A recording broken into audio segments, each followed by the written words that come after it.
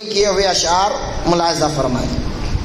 شاعر کہتا ہے آدم تا ابن مریم سب تو تمہاری جانب۔ اس سے پہلے شعر ہے کہ سدرا پہ گزرے جس دم بیڑیوں پہ قدسیوں کے، سدرا پہ گزرے جس دم بیڑیوں پہ قدسیوں کے، ہونے لگی سلامی پرچم اٹھا دیے ہیں۔ اور اعلیٰ حضرت کا شعر ان کی مہک نے دل کے غنچے کھلا دیے ہیں، ان کی مہک نے دل کے غنچے کھلا دیے ہیں۔ جس راہ چل دیے ہیں کوچے بسا دیے، جس راہ چل دیے ہیں کوچے بسا دیے ہیں۔ محترم حضرات، یہ اعلیٰ حضرت کی فن شاعری جو ہے یہ ان کا مشغلہ نہیں تھا۔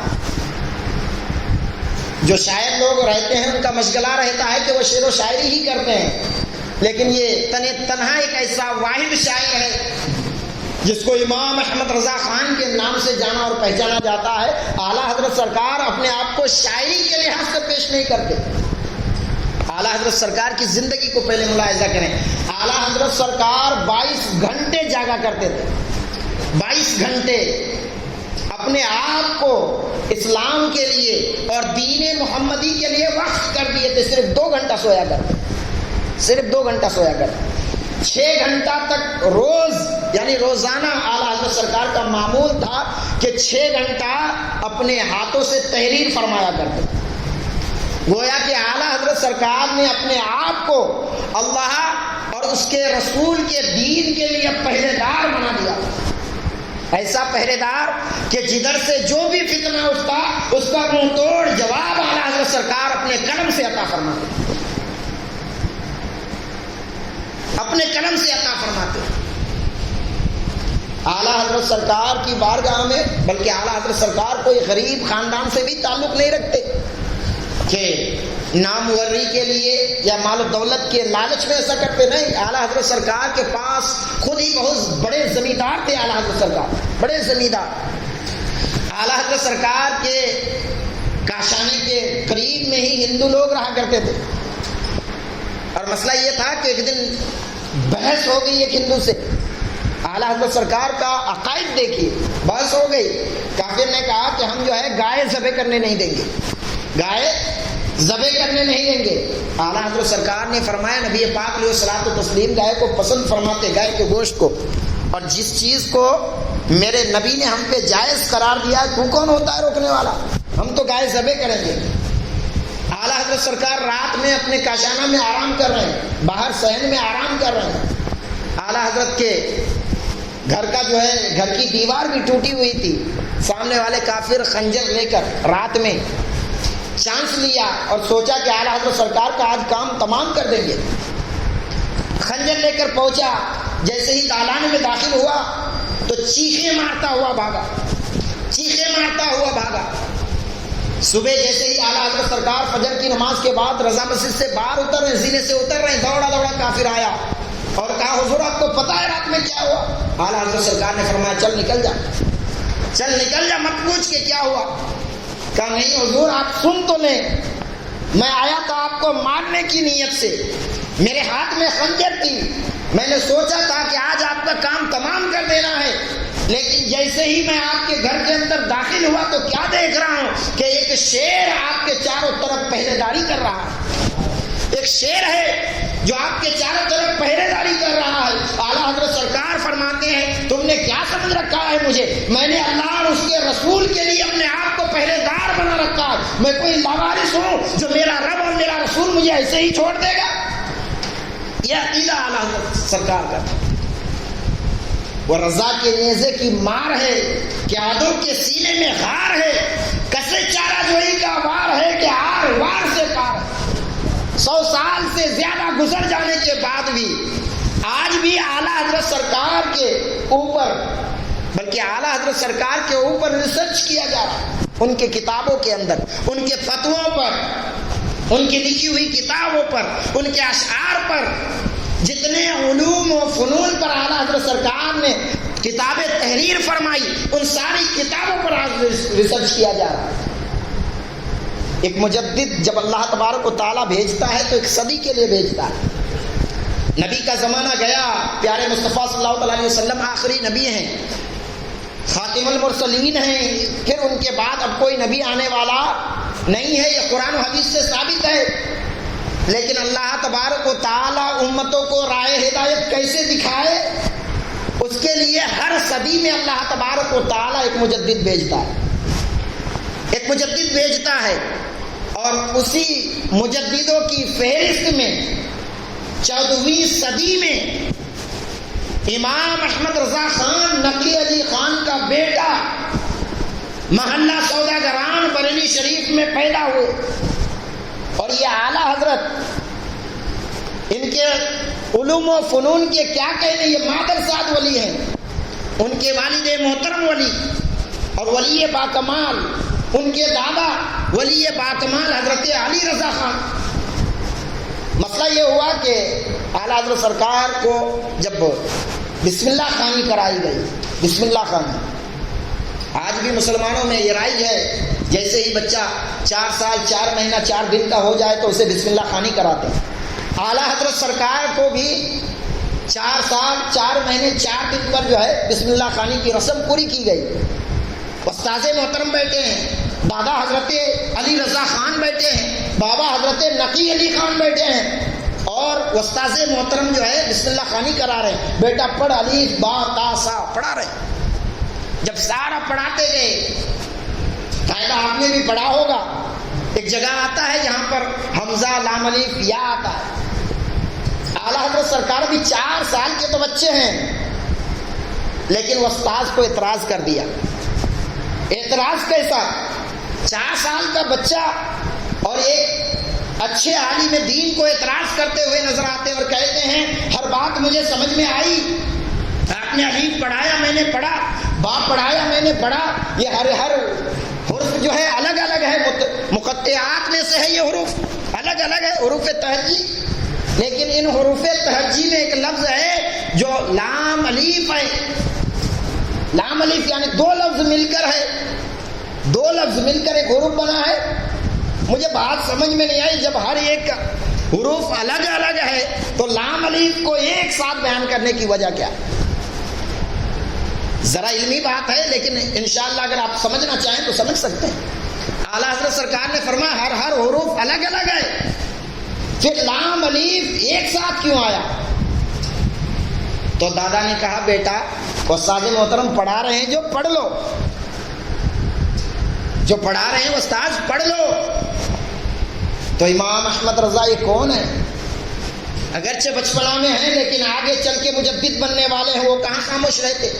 امام احمد رضا خان فرماتے ہیں دادا جان یہ بات صحیح ہے کہ میں پڑھ لوں، لیکن جان لیں گے تو دل کو تسلی آئے گی کہ جب ہر ایک حروف کو الگ الگ بیان کیا گیا تو لام الف کو ایک ساتھ کیوں؟ استاذ نے تو جواب نہیں دیا۔ دادا جان نے کہا بیٹا مسئلہ یہ ہے کہ الف اور لام میں مشابہت بہت ہے، سمجھانے کے لیے لام الف کو لایا گیا ہے، جیسے الف با الگ الگ لایا جا رہا تھا سمجھانے کے لیے کہ حروف یوں بنتا ہے، لام الف کو ساتھ میں لایا گیا ہے۔ اعلیٰ حضرت سرکار دوسرا اعتراض کرتے ہیں، جب سمجھانے کے لیے لام الف لایا گیا تو لام با کیوں نہیں، لام تا کیوں نہیں، لام سا کیوں نہیں، لام جیم کیوں نہیں، لام میم کیوں نہیں، لام الف ہی کیوں؟ سمجھانے کے لیے ایک دوسرا لفظ بھی استعمال کیا جا سکتا تھا، تو لام الف کو ہی کیوں لایا گیا؟ تو دادا جان کہتے ہیں مسئلہ یہ ہے کہ لام الف کو آپس میں بہت ساری مشابہت ہے۔ کا مشابہت کیسی؟ کا شکلی مشابہت بھی ہے۔ شکلی مشابہت اس طور پہ کہ لام جو ہے لمبا ہوتا ہے اور الف بھی لمبا ہوتا ہے، تو دونوں کی صورت میں مشابہت ہے، برابری ہے، اسی لیے لام الف لایا گیا۔ اور دوسری بات اندرونی یہ ہے کہ جب آپ لام لکھتے ہیں تو لام الف میم، یعنی لام کو اگر بشکل حروف تہجی لکھیں تو صرف لام لکھتے ہیں، لیکن اگر اسے اردو میں آپ لکھنا چاہیں یا عربی میں آپ لکھنا چاہیں تو لام کو یوں لکھیں گے لام الف زبر لا میم ساکن لام، اس میں 3 حروف آئیں گے لام الف میم، تب جا کے بنے گا لام۔ اور الف کو اگر آپ لکھنا چاہیں گے حروفوں میں تو الف یوں آئے گا الف لام فا الف، اس میں بھی 3 لفظ، اس میں بھی 3 لفظ، تو یہاں پہ بھی مشابہت ہے۔ اور یہ تیسری مشابہت یہ ہے کہ جب آپ الف لکھتے ہیں تو الف کے ساتھ لام آ رہا، الف لام فا، اور جب آپ لام لکھتے ہیں تو لام کے ساتھ الف آ رہا، لام الف میم، تو مشابہت زیادہ تھی لام اور الف میں، اس لیے مصنف نے لام الف لکھا۔ کہنے کا مطلب اور مقصد یہ ہے کہ 4 سال کے بچے ہیں، لیکن اعتراض اتنا اعلیٰ قسم کا، اعتراض اتنا اعلیٰ قسم کا، وہ علم رضا کا ہے کہ آج بھی جو ہے اس کے ڈنکے بج رہے ہیں، 100 سال سے زائد گزر گئے۔ میں کہہ رہا تھا کہ اللہ تبارک و تعالی ہر صدی میں ایک مجدد پیدا فرماتا، ہر صدی میں ایک مجدد پیدا فرماتا۔ مجدد کا کام یہ ہے کہ دین اسلام کو، شریعت اسلام کو بالکل جو ہے اس کی حفاظت کر کے لوگوں تک پہنچانا۔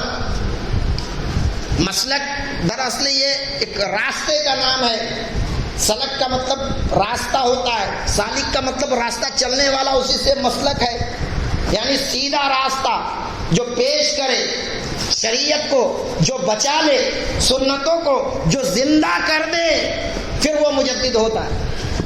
اور اعلیٰ حضرت سرکار ایک ایسے مجدد کہ 100 سال سے زیادہ کا زمانہ گزر گیا، جتنا انہیں 100 سالوں میں اعلیٰ حضرت کو نہیں جانا اور پہچانا جا رہا تھا، اس سے زیادہ جو ہے ان کی کتابوں پر آج ریسرچ ہو رہا ہے۔ یہ اعلیٰ حضرت سرکار کی شخصیت ہے۔ میں کہہ رہا تھا کہ سدرا سے گزرے جب جس دم بیڑیوں پہ قدسیوں کے ہونے لگی سلامی، پرچم اٹھا دیے ہیں، اعلیٰ حضرت سرکار فرماتے ہیں ان کی مہک نے دل کے غنچے کھلا دیے ہیں، جس راہ چل دیے ہیں کوچے بسا دیے۔ آگے شاعر کہتا ہے دنیا کسی نے مانگا، عقبہ کسی نے مانگا، دنیا کسی نے مانگا، عقبہ کسی نے مانگا، تارا کسی نے مانگا، ذرہ کسی نے مانگا، اور میرے کریم سے گر قطرہ کسی نے مانگا، دریا بہا دیے ہیں، دربے بہا دیے۔ اعلیٰ حضرت سرکار کی بارگاہ میں ایک صحابی رسول آئے اور کہنے لگے یا رسول اللہ بھوک لگی ہے، بھوک کچھ عطا فرمائیں،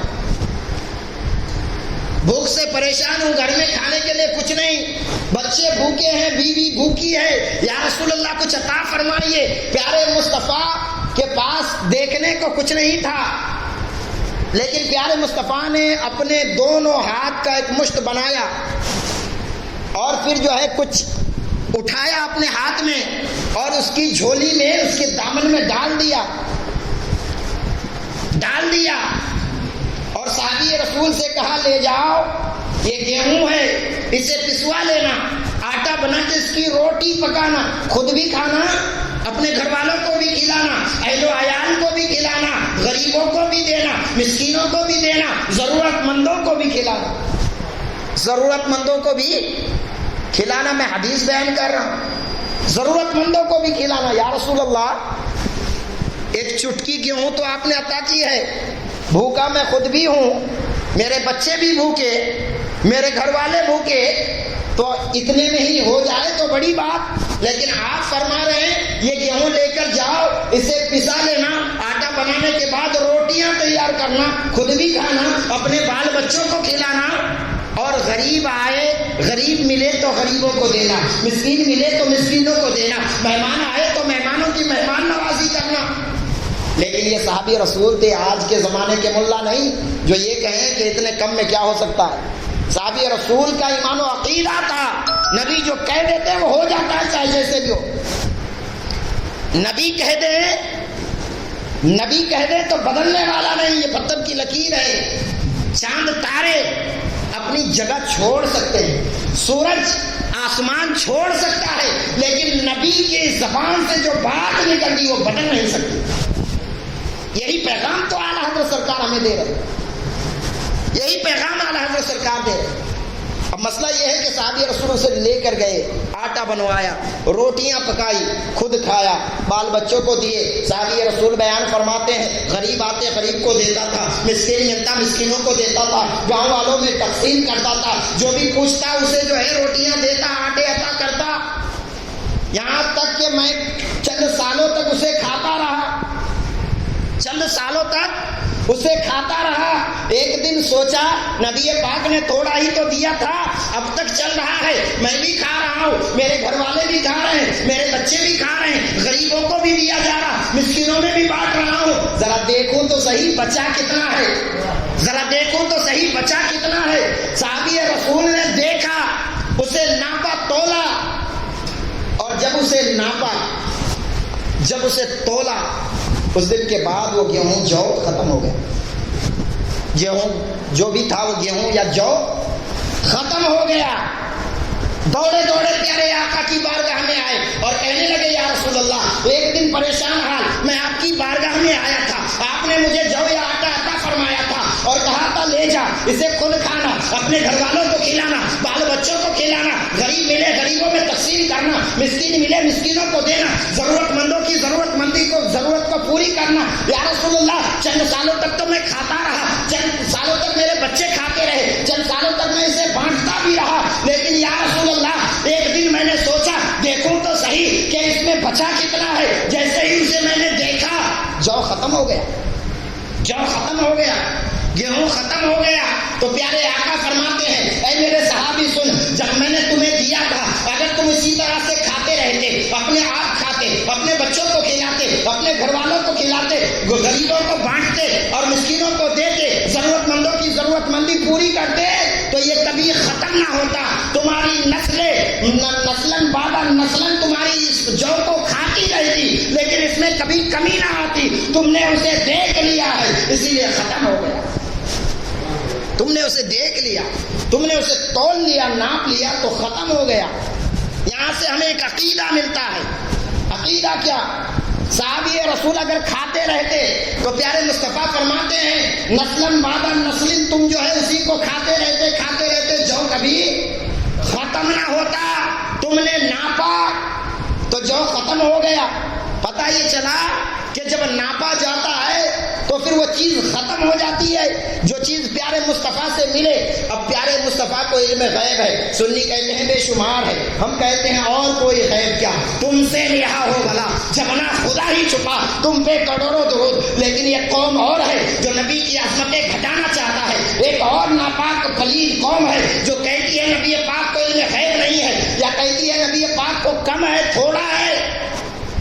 یہاں سے انہیں ذہن لینا چاہیے, اس حدیث سے انہیں پہچاننا چاہیے کہ پیارے مصطفیٰ کے اوپر, یعنی پیارے مصطفیٰ کی بارگاہ میں جو چیزیں ہیں اگر اسے ناپا جائے تو ختم ہو جاتا ہے. صحابی رسول نے ناپا تو جو ختم ہو گیا. اب اگر کوئی وہابی دیوبندی پیارے مصطفیٰ کی عظمت کو گھٹانے کے لیے پیارے مصطفیٰ کے علم غیب کو ناپتے چلے تو سمجھ جاؤ کہ اس کا ایمان ختم ہو چکا ہے, اس کا ایمان ختم ہو چکا ہے.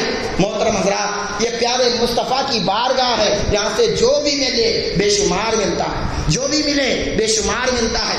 تو میں یہ کہہ رہا تھا کہ دنیا کسی نے مانگا, عقبہ کسی نے مانگا, تارا کسی نے مانگا, ذرہ کسی نے مانگا. لوگ کہتے ہیں پیارے مصطفیٰ دیتے نہیں.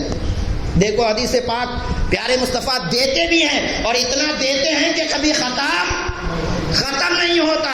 پیارے مصطفیٰ جب نوازنے پہ آتے ہیں, پیارے مصطفیٰ کی بارگاہ سے کسی کو جھڑکا نہیں جاتا, کیونکہ پیارے مصطفیٰ کو اس کے رب نے کہا ہے کہ جب تمہارے بارگاہ میں کوئی آئے وَأَمَّا السَّائِلَ فَلَا تَنْهَرْ, اے محبوب جب تمہارے بارگاہ میں کوئی سائل آئے تو اس کو مت جھڑکو, اس کو جھڑکو مت, بھگاؤ مت, جو بھی ہو اسے عطا کر دو. تو پیارے مصطفیٰ تو ہمیں دیتے ہیں, ہمیں لینے کا سلیقہ چاہیے, ہمیں دامن اپنا پورا جو ہے پھیلانا آنا چاہیے کہ پیارے مصطفیٰ سے ہمیں لینا کیسے ہے. وگرنہ قرآن پاک فرماتا ہے کہ پیارے مصطفیٰ جو تمہیں دے وہ لے لو اور جس سے روکے اس سے رک جاؤ. اس سے پتہ یہ چلتا ہے کہ پیارے مصطفیٰ کی ذات ایک ایسی ذات ہے. اللہ تبارک و تعالیٰ نے پیارے مصطفیٰ کو کونین کا ایسا مالک و مختار بنایا ہے کہ پیارے مصطفیٰ دیتے بھی ہیں اور جو دیتے ہیں وہ جلدی ختم بھی نہیں ہوتا.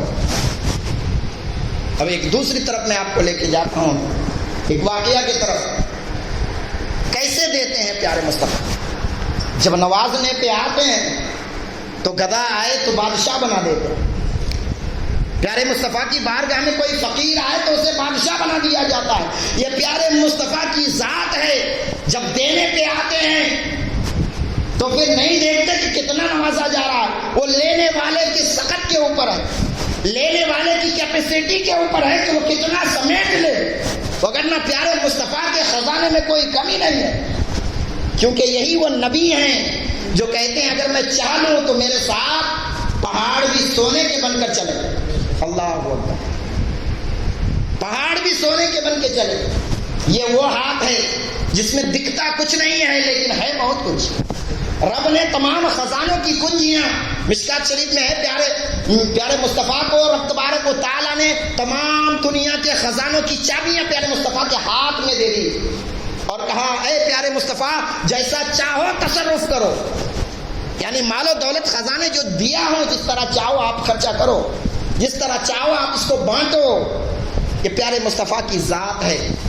پیارے مصطفیٰ کی بارگاہ کی جب بات آ گئی دینے دلانے کی تو میں آپ کو بتاتا چلوں. ایک سید زیادہ ہے, حاتم طائی کا نام آپ نے بڑا سنا ہوگا. حاتم طائی اپنے وقت کا بہت بڑا سخی انسان تھا, بڑا سخی انسان. اس کا جو ہے پوتا ایک مرتبہ جو ہے کہیں سے گزر رہا تھا, سامنے سے آل رسول سے ملاقات ہوتی ہے. آل رسول سے ملاقات ہوئی, اولاد نبی سے ملاقات ہوئی, سلام و کلام ہوا اور کہا حضور آپ مجھے پہچانتے ہیں؟ کہا میں تو نہیں پہچانتا, میں تو پہچانتا نہیں. کہا مجھے نہیں پہچانتے؟ حاتم طائی کو جانتے ہیں؟ کہا کون حاتم طائی؟ کہا وہ حاتم طائی جو بہت بڑے سخی تھے, بہت بڑے سخی, اتنے بڑے سخی محل بڑی عالی شان تھی. اور میرے دادا جان کے محل میں 12 دروازے تھے. جب کوئی سائل, جب کوئی مانگتا, جب کوئی مانگنے والا میرے دادا جان کی بارگاہ میں آتا اور ایک بار سوال کرتا تو میرے دادا جان اسے نواز دیتے. لیکن اگر وہی فقیر دوبارہ دوسرے دروازے سے آ جاتا تو اسے بھگایا نہیں جاتا, اس دروازے پہ بھی کچھ دے دیا جاتا. اگر وہی فقیر, وہی منگتا, وہی سائل تیسرے دروازے پہ آتا تو وہاں سے بھی نوازا جاتا. یعنی بالآخر یہ کہ میرے دادا جان اتنے بڑے سخی تھے کہ ایک ہی فقیر, ایک ہی منگتا, ایک ہی سائل بار بار اگر 12 دروازے پہ آتا تو 12 دروازے سے میرے دادا جان اسے نواز دیتے. اتنے بڑے سخی تھے وہ حاتم طائی. ان کا میں پوتا ہوں, ان کا میں پوتا ہوں. اللہ اکبر. آل رسول نے سادگی دکھائی اور کہا سنو میرا بھی ایک نانا تھا, میرا بھی ایک نانا تھا جس کے پاس بڑی بلڈنگ تو نہیں تھی, بڑی حویلی نہیں, بڑا محل نہیں, اس میں 12 دروازے نہیں تھے. ایک ٹوٹی پھوٹی جھونپڑی تھی, ایک ٹوٹی پھوٹی جھونپڑی, اور اس جھونپڑی میں ایک ہی دروازہ, اس جھونپڑی میں ایک ہی دروازہ. لیکن زمانے کا مارا, زمانے کا منگتا, زمانے کا مانگنے والا, زمانے کا فقیر, زمانے کا بھیک مانگنے والا جب میرے نانا جان کی بارگاہ میں آتا اور ایک بار دستے سوال آگے بڑھاتا, میرے نانا جان اپنے دستے مبارک سے ایک مرتبہ نوازتے تو تا قیامت تک پھر اسے کسی کے درگاہ میں بھٹکنے کی ضرورت نہیں پڑتی, پھر کسی کے دروازے پہ اسے جانے کی ضرورت نہیں پڑتی. مسئلہ سمجھ میں آیا؟ تمہارا دادا جان بڑا سخی, 12 دروازے. لیکن ذرا سوچو تو صحیح اپنے دماغ پہ زور دے کر کہ اگر فقیر کی جھولی ایک ہی دروازے سے بھر جاتی تو دوسرے پہ آتا کیوں؟ دوسرے سے بھر جاتی تو تیسرے پہ آتا کیوں؟ یعنی فقیر نے جو ضرورت پیش کی تھی تیرے دادا جان کی بارگاہ میں, اس کی ضرورت پوری نہیں ہوئی. جبھی تو اس نے سوچا کہ دوسرے دروازے سے بھی تھوڑا لے لو, تیسرے دروازے سے بھی تھوڑا لے لو, چوتھے دروازے پہ بھی ذرا لے لو, اور اسی طرح سے وہ 12 دروازے پہ آتا. اس کے باوجود وہ فقیر کا فقیر رہ جاتا. لیکن میرے نانا جان کی بارگاہ میں جب کوئی مانگنے والا آتا ایک بار نواز دیا جاتا, تا قیامت تک پھر کسی کے بارگاہ میں جھکتا ہوا نظر نہیں آتا, جھکتا ہوا نظر نہیں آتا. اسی لیے شاعر کہتا ہے دنیا کسی نے مانگا, عقبہ کسی نے مانگا, تارا کسی نے مانگا, ذرہ کسی نے مانگا, میرے کریم سے گر قطرہ کسی نے مانگا. دریا بہا دیے ہیں دربے بہا, دریا بہا دیے ہیں, دربے بہا دیے ہیں. محترم حضرات آگے شاعر کہتا ہے آدم طیب نے مریم سب تو تمہاری جانب, مخلوق کیا ہے آقا رب تو تمہاری جانب. آدم طیب نے مریم یعنی حضرت آدم سے لے کر حضرت عیسیٰ تلک کم و بیش 1,24,000 پیغمبر. آدم طیب ابن مریم سب تو تمہاری جانب. مخلوق کیا ہے آقا؟ ہماری کیا حقیقت ہے؟ مخلوق کیا ہے آقا؟ رب تو تمہاری جانب. اے آقا آپ کی ذات تو وہ ذات ہے جن کے صدقے میں کم و بیش 1,24,000 انبیاء پیدا کیے گئے. آقا یہ کون فرما رہے ہیں کہ کم و بیش 1,24,000 انبیاء کرام آپ کے جانب ہیں، یعنی آپ کے صدقے میں ہیں. اور مخلوق، ہم مخلوق کیا دنیا والے جب رب ہی آپ کا ہے. مخلوق کیا ہے آقا؟ مخلوق کیا ہے آقا؟ رب تو تمہاری جانب. اعلیٰ حضرت سرکار 23 سال کی عمر میں حج کے ارادے سے گئے اور دوسرا حج 56 سال کی عمر میں، کم و بیش 56 سال کی عمر میں دوسرے حج پر اعلیٰ حضرت سرکار تشریف لے گئے. اچھا ایک حج پر جب گئے تو کشتی پہ سواری کر کے جو ہے لوگ حج کے لیے جاتے تھے. اس ٹائم پہ یہ 14ویں صدی کی بات، اعلیٰ حضرت سرکار بھی کشتی پہ سوار ہیں. جس ٹائم پہ اعلیٰ حضرت سرکار نے یہ نعت لکھی ہے وہ میں بیان کر رہا ہوں آپ کے سامنے. کس کنڈیشن میں، کس سچویشن میں رہ کر اعلیٰ حضرت سرکار نے یہ شعر لکھا ہے ذرا ملاحظہ کریں. اعلیٰ حضرت سرکار سفر حج کے لیے روانہ، کشتی پہ سوار. اچھا بادبان کشتی جو ہے روز اس کا سفر رہتا ہے دریا کے اندر. دریا کے موجوں کو طرح طرح سے پہچانتا ہے. دریا کے بارے میں وہ جانتا ہے کب شور اٹھے گا، کب شانتی ہوگی. دریا کے ہر ایک پیترے کو جانتا ہے. وہ جب اس نے دریا کے مناظر کو دیکھا تو لوگوں میں ایک اعلان کیا، ہوشیار ہو جاؤ، خبردار، جو تیرنے والے ہیں تیرنے کے لیے تیار ہو جاؤ. لوگوں نے کہا وجہ کیا ہے؟ کیا وجہ یہ ہے کہ کچھ دیر میں ہماری کشتی ایک طوفان کا مقابلہ کرنے والی ہے. کچھ دیر میں ہماری کشتی ایک طوفان سے ٹکرائے گی جس کی زد میں آنے کے بعد کشتی پاش ہو جائے گی. اس کے بعد ہم اپنی جانوں کی حفاظت کرنے کے لیے تیرنا پڑے گا. جنہیں تیرنا آتا ہے وہ تیرنے کے لیے تیار ہو جائیں. اللہ اکبر. حضرت اعلیٰ حضرت سرکار امام احمد رضا خان فاضل بریلوی بھی اس کشتی پہ سوار ہیں اور ساتھ میں اپنے والدہ کو بھی لے کر جا رہے ہیں. لوگوں میں ایک بھڑکم مچ گیا. جان پہ جب لوگوں کے آتی ہے تو پھر شور خود بخود جو ہے مچنے لگتا ہے. لوگ ادھر ادھر بھاگنے لگے، اپنی جان کی دہائی دینے لگے، اپنی جان کو کیسے بچایا جائے. لیکن اعلیٰ حضرت سرکار سکون کے ساتھ کشتی میں سوار ہیں، سکون کے ساتھ. والدہ کہتی ہیں احمد رضا کس بات پر اعتماد ہے، کس بات پر بھروسہ ہے؟ سارے لوگ پریشان حال ہیں، سب اپنی جان کی بچاؤ میں لگے ہوئے ہیں اور تم آرام سے بیٹھے ہو. تو اعلیٰ حضرت سرکار جواب دیتے ہیں میری والدہ کشتی کا ایک بال بھی بکا نہیں ہونے والا، کشتی کا ایک بال بھی بکا ہونے والا نہیں. اعلیٰ حضرت سرکار کی طرف سبھی متوجہ ہو جاتے ہیں اور کہتے ہیں امام احمد رضا آپ عالم دین ہیں الگ بات ہے، لیکن ذرا بتائیں تو صحیح کہ آپ کو بھروسہ کس چیز پہ ہے جو آپ اس طرح سکون کے ساتھ بیٹھے ہوئے ہیں. امام احمد رضا خان فاضل بریلوی فرماتے ہیں میرا ایمان و عقیدہ ہے جو نبی پاک نے کشتی پہ سوار ہونے کی دعا بتائی ہے احمد رضا نے الحمدللہ اسے پڑھ کے سوار ہوا.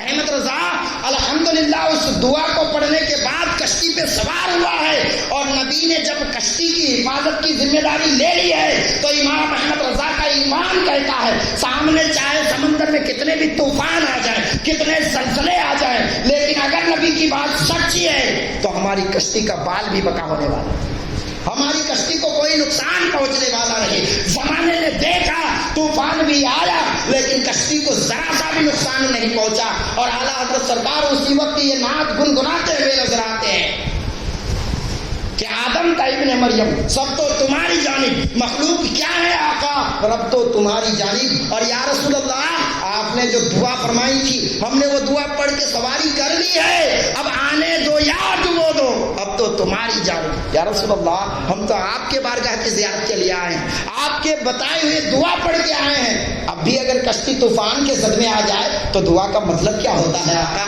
پھر آپ کے فرمان کا مطلب کیا ہوتا ہے؟ لہذا آنے دو یا ڈبو دو، اب تو تمہاری جانب. کشتی تمہیں پہ چھوڑی لنگر اٹھا دی ہے، کشتی تمہیں پہ چھوڑی لنگر اٹھا دی ہے. یہ اعلیٰ حضرت سرکار کا ایمان و عقیدہ تھا. آج لوگ ذرا سی بات پہ بڑا عالم ہے اس نے کہا ہے مزاروں پہ نہیں جانا چاہیے، اچھا بڑا مفکر ہے اس نے کہا ہے کہ چادریں چڑھانا شرک ہے، بڑا عالم دین ہے، اس کے پیچھے اس کے بہت سارے فالوور ہیں، بہت اس کا جو ہے بیک گراؤنڈ اچھا مضبوط ہے، ایسا انسان کہہ رہا تو صحیح کہہ رہا ہوگا؟ ارے شیطان بھی اپنا چولا بدل کے آتا ہے۔ اعلیٰ حضرت سرکار ہماری جان ہے، کیونکہ اعلیٰ حضرت سرکار کے وجہ سے ہی آج سنیت بچی ہوئی ہے، وگرنہ آج ہمارا یہ حال نہ ہوتا، آج ہماری کنڈیشن ہی الگ ہوتی۔ اعلیٰ حضرت کا زمانہ 14ویں صدی، جس وقت پہ بڑے بڑے عالم دین موجود تھے، بڑی بڑی خانقاہیں موجود تھی۔ آج لوگ کہتے ہیں تم اپنے آپ کو بریلوی کیوں کہتے ہو؟ سنی کہو تو پھر بھی سمجھ میں آتا، اہل سنت والجماعت والا کہو تو سمجھ میں آتا، بریلوی کیوں کہتے ہو؟ میں کہہ رہا ہوں جو کچھ ملا ہے بریلوی کا ہی صدقہ ہے، وگرنہ ہم کہاں رہتے پتہ نہیں۔ یہ اعلیٰ حضرت سرکار کا صدقہ ہے، اور قرآن کہتا ہے فاذکرونی اذکرکم، تم میرا ذکر کرو میں تمہارے ذکر کو بلند کر دوں گا، تم میرا ذکر کرو میں تمہارے ذکر کو بلند کر دوں گا۔ اعلیٰ حضرت سرکار نے فیس بک پہ، ٹویٹر پہ، انسٹاگرام میں اور دوسرے سوشل میڈیا پہ آ کے اپنے آپ کو لوگوں کے سامنے نہیں بیان کیا۔